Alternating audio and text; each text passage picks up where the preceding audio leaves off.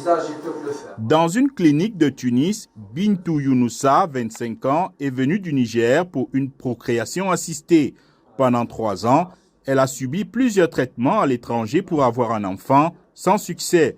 C'est alors que ses proches lui ont recommandé de venir en Tunisie. Après, mon mari me dit, bon, il est temps qu'on fasse un enfant. Je lui ai dit, bon, ben, on a essayé tout ça, mais ça n'a rien donné. Donc, il m'a conseillé de venir ici en Tunisie. Il avait une de ses belles-sœurs. Elle aussi, elle a fait 7 ans sans avoir d'enfant. Elle est venue en Tunisie ici. C'est elle qui m'avait conseillé le docteur Ziloua. Elle a fait l'insémination et elle a eu des jumeaux. Ça a marché. Le centre qui accueille Bintou a reçu 450 couples pour une fécondation in vitro l'an passé, dont beaucoup de patients d'origine subsaharienne venant de pays dépourvus d'établissements soignant l'infertilité. Selon le centre, les autres étaient des Maghrébins ayant de la famille en Tunisie ou des Occidentaux venus parce que les coûts sont 10 fois moins élevés que chez eux.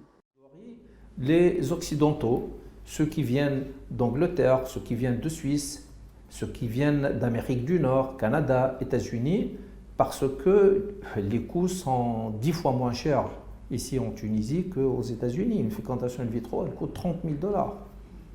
Alors qu'en Tunisie, au plus, ça sera 2005 ou 3 000 $. En dépit d'une pause au moment du Covid-19, le secteur touristique tunisien génère plus d'1 milliard d'euros de chiffre d'affaires annuel. L'an passé, le tourisme médical a représenté la moitié des recettes de l'ensemble du secteur.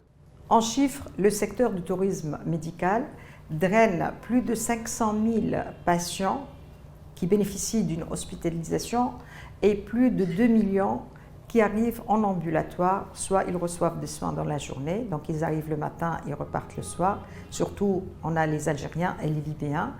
Et en coût, ça concerne environ 3 500 millions de dinars. Pour faciliter l'arrivée et le suivi des patients en Tunisie, le ministère de la Santé prépare un texte organisant l'activité de toutes les parties prenantes. Le ministère travaille aussi avec le secteur privé à la mise en place d'autres cliniques et de nouveaux centres d'hébergement pour les personnes âgées dépendantes venant d'Europe.